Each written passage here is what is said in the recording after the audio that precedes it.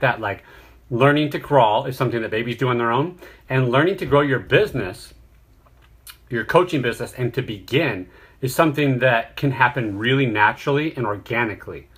We can't overlook how important that is. So what we teach is to grow your business, to begin your business, to start, to do it absolutely free, and then to even get paid to do research for your business.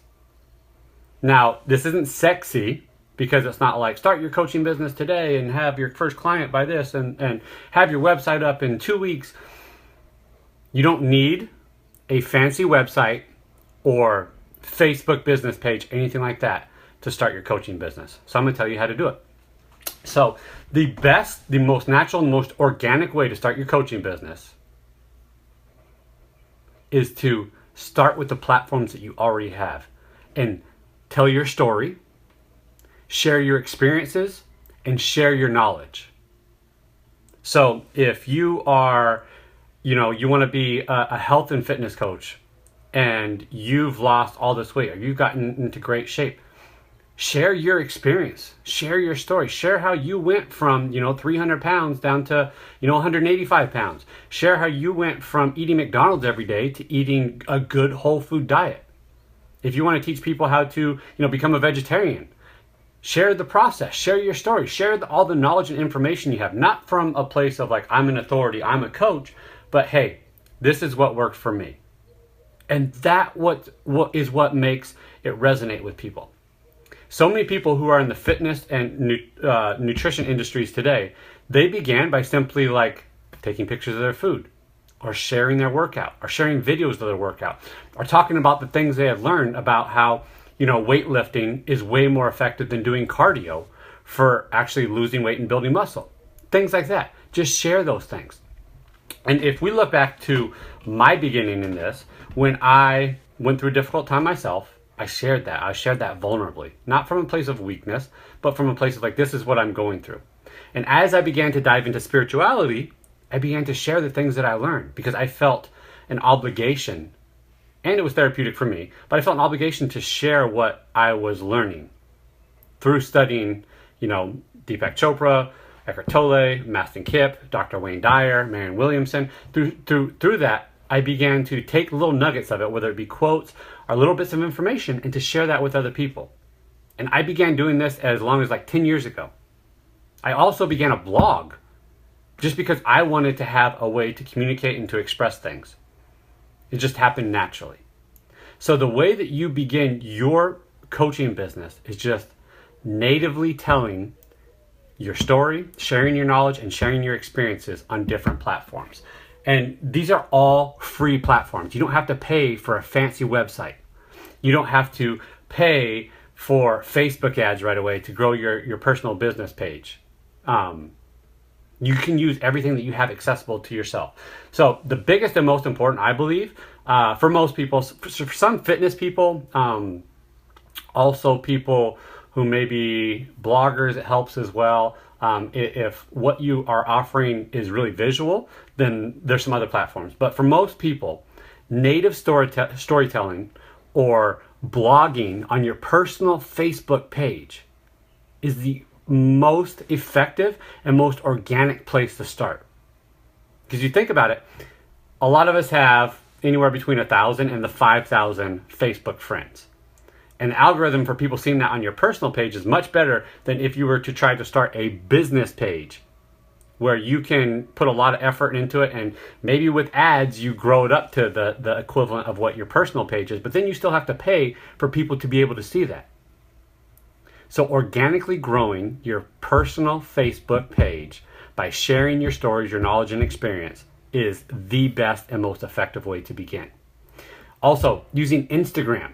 This is great for the fitness industry. Instagram was built for like photographers, foodies, and people in the fitness industry. Like that, it's a wonderful platform for that. So you can share posts, you can share memes, you can share quotes, you can share photos of your food or what you're doing or what you're eating. You can share videos of your workouts or whatever your routine is, or maybe like you have an actual business. I've seen chiropractors use Instagram very well. I've seen people who maybe do like how-to videos use both YouTube and Instagram to show people how to fix things around the house or to fix things in a car.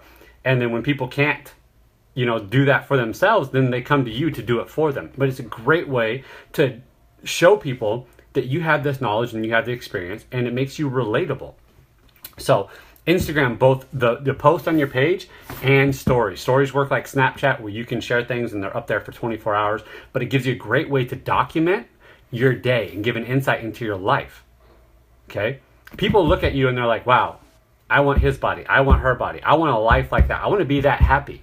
What does he or she do every day to make them look like that, to feel like that, or to be able to live like that? And when you give an insight into what your rituals are, what your daily practices are, what you eat, what you drink, how you act, how you behave, how you show up, how you work out, how you train, it gives people that example, and it gets people to know you, to like you, and to trust you, which are vital in having a successful coaching business.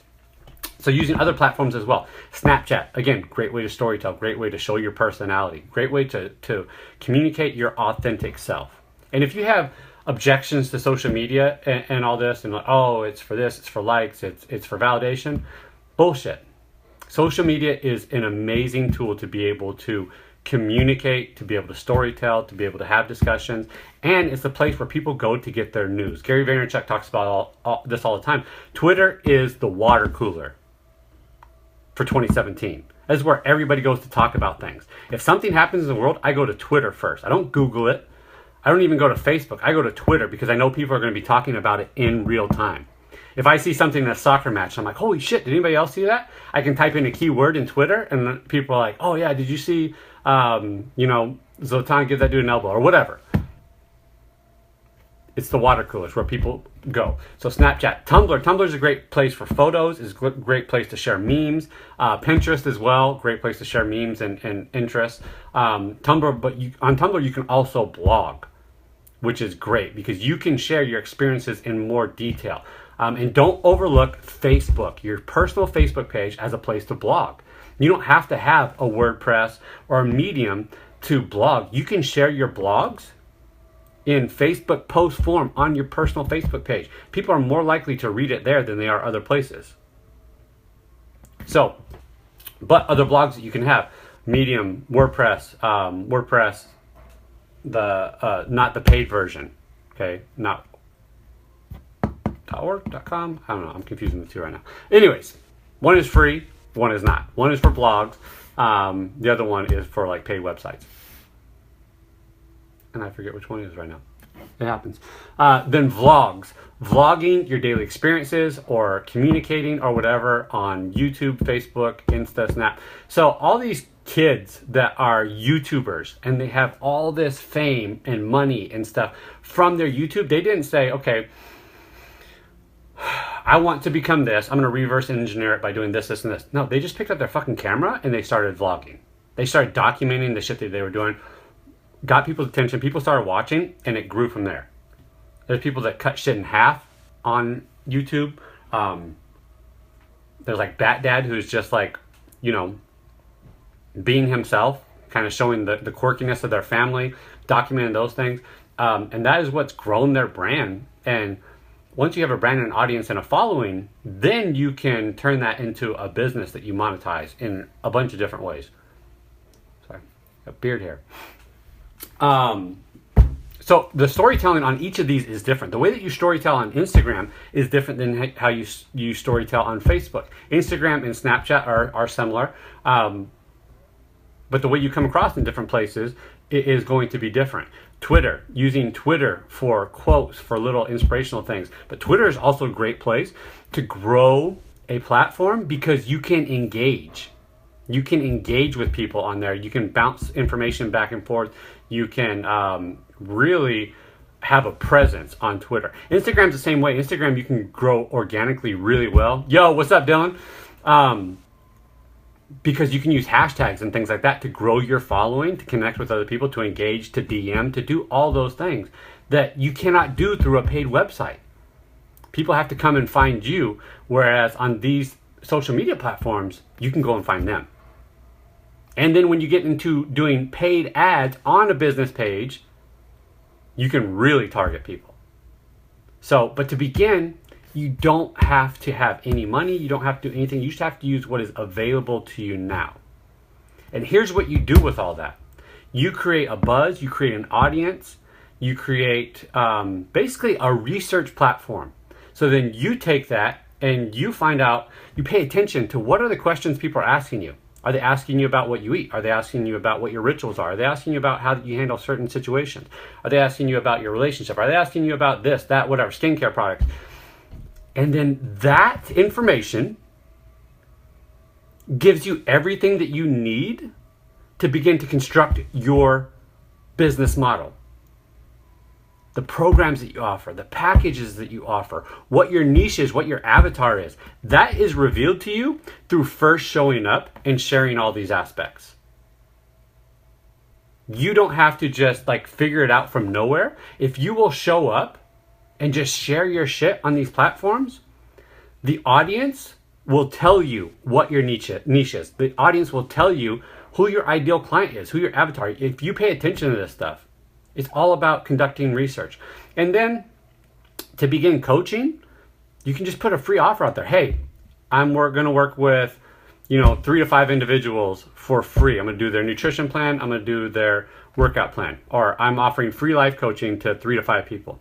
Or you can do it at, the longer you can do it for free, the better research you can do, the better you can build your confidence and efficacy. Because if you start with a premium package right away and you haven't really coached people before, the fear that comes up, the imposter syndrome, all that is I'm getting paid to do this. I have to get them a result. Whereas if you've already worked with people and you know you get results, that confidence is going to be there to be able to charge what your services and what working with you is worth. So you can also then begin to charge a very small fee for working with you and then raise your prices from there. You don't have to start at these high places. A lot of coaches, know your worth, know your value from the beginning. By all means, don't coach for free longer than you should. But it's not a bad place to start. And that's the problem, is most people won't do that work initially. But it does so much to give you confidence. It does so much to help you get research and to begin to notice patterns that people are struggling with or that they want and desire from you. And you can create your programs. You can tailor your packages based upon what people are telling you, what people are showing you.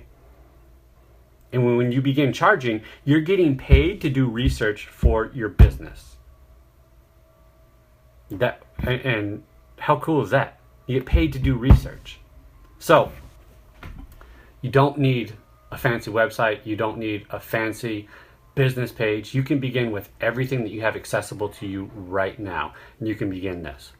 So very soon, Courtney and I are going to be announcing something awesome to support coaches in not only understanding the marketing strategies and business strategies. Yeah, absolutely. Your niche finds you. Your niche is revealed to you when you show up. It's what happens. It is so much easier than trying to be I want to work with this, because so much conditioning comes into that. And you're I really want to work with this person, but I don't think that person's going to have money invested in me. So I want to work with corporate people. And what you realize is you don't want to work with corporate people. You just have this idea that you do because you think that they have the money to invest in you. But that really makes you miserable. Some people may want to work with corporate people, help them with burnout or help them to, transition into a soul-filled type of job. Here comes my youngest one. But yeah, we're going to be announcing really soon what we have coming up. Is going to be amazing to help support coaches go from where they are to where they want to be, giving them everything from the strategies that actually work to the mindset to the actual coaching. Because one of the best ways to prepare to coach is to be coached. So if you have never invested in a coach for yourself and you want to be a coach, that's a great place to start. To invest in a great coach. If you think about all of the guys who are, and women, who are amazing coaches at the professional and college level in terms of sports, why are they great coaches?